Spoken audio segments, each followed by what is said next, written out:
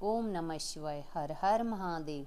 जिस प्रकार इस ब्रह्मांड का ना कोई आदि है और ना कोई अंत है, उसी प्रकार शिव अनादि हैं। संपूर्ण ब्रह्मांड शिव के अंदर समाया हुआ है। आइए सुनते हैं सोमवार व्रत कथा।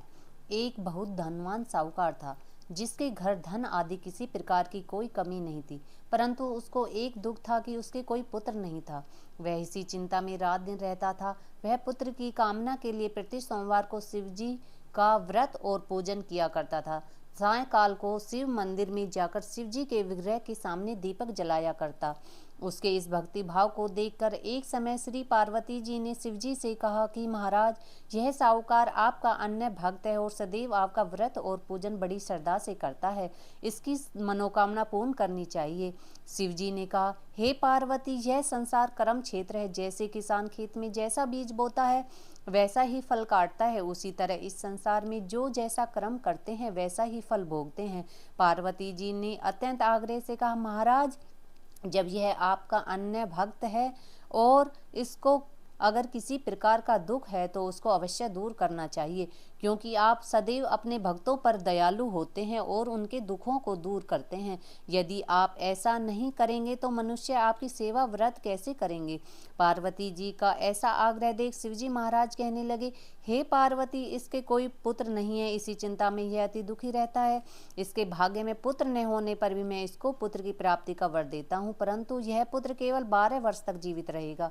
इसके पश्चात वह मृत्यु को प्राप्त हो जाएगा। इससे अधिक मैं और इसके लिए कुछ नहीं कर सकता। यह सब बातें साहूकार सुन रहा था। इससे उसको न कुछ प्रसन्नता हुई और न ही कुछ दुख हुआ।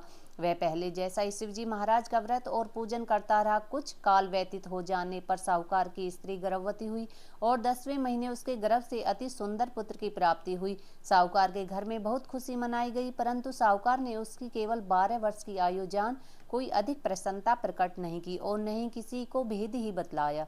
जब वह बालक 11 वर्ष का हो गया तो उस बालक की माता ने उसके पिता से विवाह आदि के लिए कहा, तो वह साहूकार कहने लगा कि अभी मैं इसका विवाह नहीं करूंगा, अपने पुत्र को काशी जी पढ़ने के लिए भेजूंगा।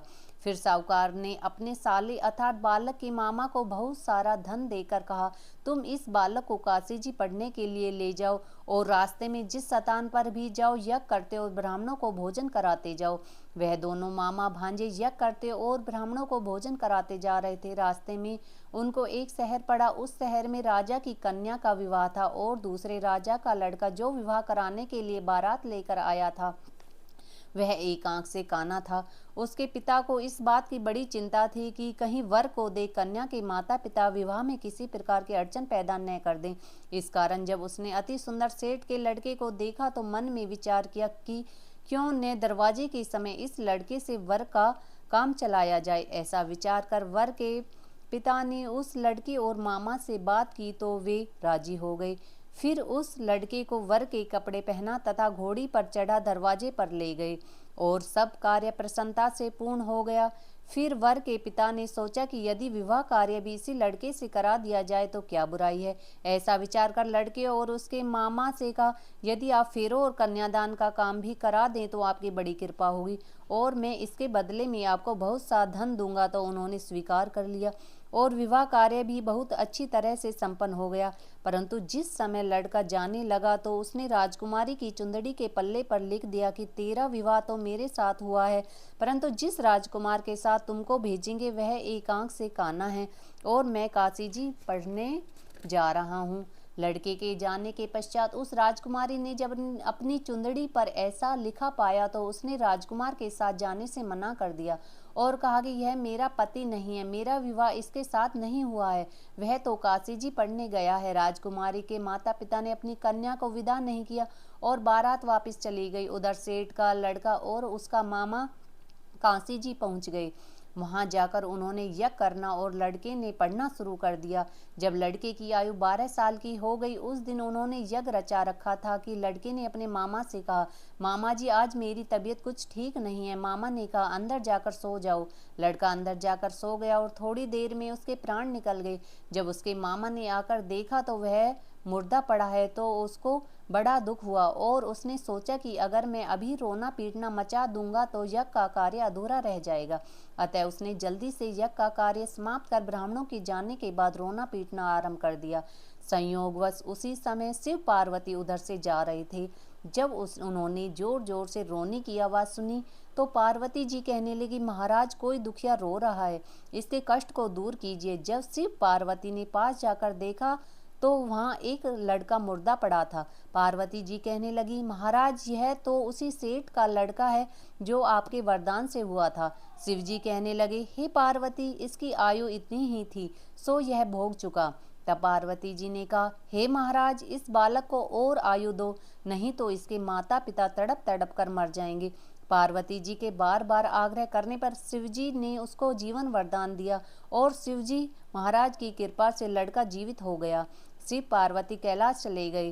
तब वह लड़का और मामा उसी प्रकार यज्ञ करते तथा ब्राह्मणों को भोजन कराते अपने घर की ओर चल पड़े। रास्ते में वे उसी शहर में आए जहां उसका विवाह हुआ था। वहां पर आकर उन्होंने यज्ञ आरंभ कर दिया। उस लड़के के ससुर ने उसको पहचान लिया और अपने महल ले जाकर उसकी बड़ी खातिर की। साथ ही बहुत दास दासियों सहित आदर पूर्वक लड़की और जमाई को विदा किया।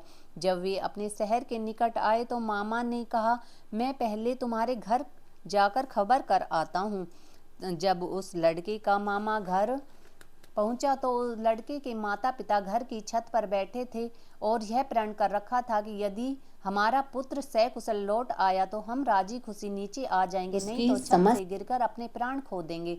इतने में उस लड़के के मामा ने आकर यह समाचार दिया कि आपका पुत्र आ गया है। तो उनको विश्वास नहीं आया। तब उसके मामा ने शपथ पूर्वक कहा कि आपका पुत्र अपनी स्त्री के साथ बहुत सारा धन लेकर आया है। तो सेठ ने आनंद के साथ उसका स्वागत किया और बड़ी प्रसन्नता के साथ रहने लगा। इसी प्रकार से जो कोई भी सोमवार के व्रत को धारण करता है अथवा इस कथा को पढ़ता और सुनता है उसकी समस्त मनोकामनाएं पूर्ण होती हैं। ओम नमः शिवाय। हर हर महादेव। अगर कथा अच्छी लगी हो तो कमेंट में ओम नमः शिवाय लिखना ना भूलें।